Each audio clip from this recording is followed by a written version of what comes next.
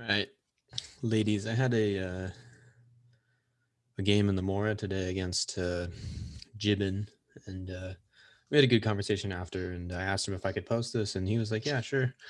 Um, and I thought it was a pretty good game. It kind of showcases the Morra, some of the power in the lines, and some of the traps that your opponent can fall into. So I'll talk about some of the overarching themes, some things that really reappear, and there's a lot of sharp lines in the Morra. Mark Esserman's book is a fantastic book on it if you really want to know more. Um, but yeah, so this is a fun game, and maybe you guys will learn something. So mainline Morra pretty much goes into the Sicilian, and we end up with a Scheveningen setup with e6 and d6. Um, so this is a pretty solid way for black to play. You'll notice in the game that my opponent develops both bishops here, and again he plays really solid. He's like, I think he had a feeling that it was a dangerous position, that the Moor has a lot of tactical elements. His one mistake was opening up the center while his king was still in the center, and then failing to castle. So we'll see that soon. But yeah, so normal setup: e6, d6, Scheveningen, and castle. All standard moves. And I go for the classic Morris setup. So queen on e2 and rook to d1. And these pins are, these lines open up. There's a lot of sacks on the d5 square that are possible. Maybe I can make a video about that all on its own. There's so many different sacrifices that you can do on the d5 square to open this up. Especially when this pawn can come to d6. Like if the opponent's pawn is still on d7 and you can push your pawn to d6 after sacrificing something, is usually really strong with some kind of pin on the e file, and you're gonna have a fun game. But yeah, so opponent just develops normally, and I go for the normal queen e2, rook d1 setup. And at this point in the game, I was trying to figure out what I should do. I think the computer just likes developing the bishop. We'll see that I kind of fell into the mistake that apparently a lot of Morra players fall into here. Just playing, excuse me, on this next move, my opponent played knight f6, and this isn't a mistake that a lot of Morra players play into. I was looking at my opponent's move, but yeah, so I meant to say that a lot of people should play a6. And they do, and white usually scores pretty poorly there. It's definitely some tougher variations. By no means is it winning for black, but it's tough. That's what I meant to say. Anyway, my opponent didn't go for a6, stopping knight b5, and he played knight g to f6. And here I should have looked for knight b5. We'll see. Knight b5 scores really well. Bishop f4 is also another move that's pretty good here. But I should have known this immediately, going for knight b5, attacking some of these weak squares, and then putting more pressure on his d pawn here. And I went for it a little bit later, but I kind of made the mistake of playing a3 here, looking to play b4, because I know that's sometimes a plan. And I was a little bit sketchy on what to do here because my opponent was just playing so solid. I figured he was going to castle. I needed to do something immediately. I needed to create some kind of threat. So I played a3. My opponent played a5.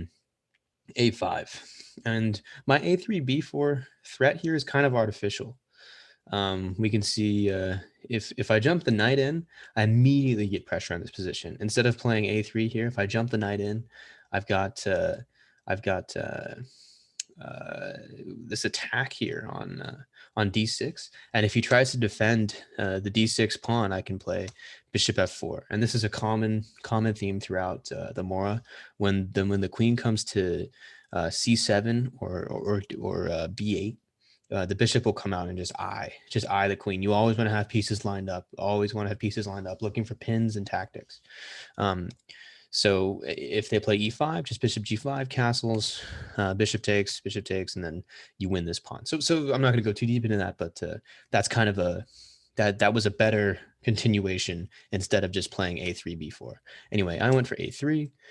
My opponent played a5, stopping b4, but allowing knight b5.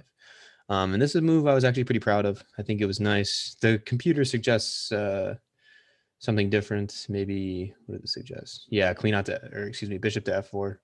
But I think knight b5 is fine because he can't kick it away now. Now that he's played a4, and I'm constantly eyeing the square, my bishop is definitely going to come to f4, and it's a fun game for me for sure. And then my opponent made the move that pretty much loses the game here, d5. He should have castled. He needed to castle in this position. There's nothing else that he should have done. If yeah, this move just loses the game. You can't open up the center with your king in the center like this. I'm gonna have huge pins, and we'll see. You can kind of visualize it now if you just pause and maybe visualize this. That once these pawns start coming off, it's game over, and I can just leave this bishop here and let it get sacked because it just opens up my rook. So we'll see that in a second. So ed, and then I have no reason to take this pawn. It's just useless. I can simply bring my bishop here and use this nice pin on his bishop, and also threaten bishop to c7 or knight to c7. So we'll see what happens. I played bishop f4. My opponent got way too focused on material. He took, and this is over. So very simple tactic here. The queen has nowhere to go. And this is a pretty beautiful pin because if the queen does go to c8, I simply win the queen, and this bishop cannot capture.